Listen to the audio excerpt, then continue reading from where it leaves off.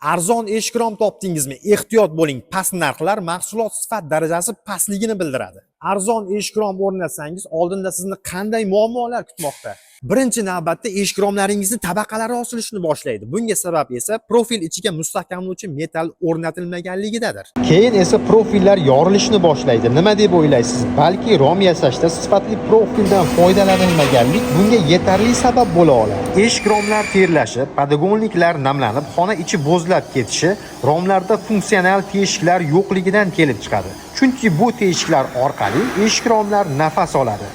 Eshik romlar yaxshi yopilmay qolishi, yopilsa ochilmay qolishi esa sifatli ruchkalar ishlatilmaganligidan dalolatdir. Pulni qanday tejash kerak deysizmi? Mahsulotni laboratoriyada tekshiradigan ishonchli ishlab chiqaruvchilarni tanlash kerak. Yuqorida sanab o'tilgan muammolarga duch kelishni istamasangiz, arzon mahsulotga uchmang. Eshik rom yasashni esa Romax Akvaga ishonib topshiring.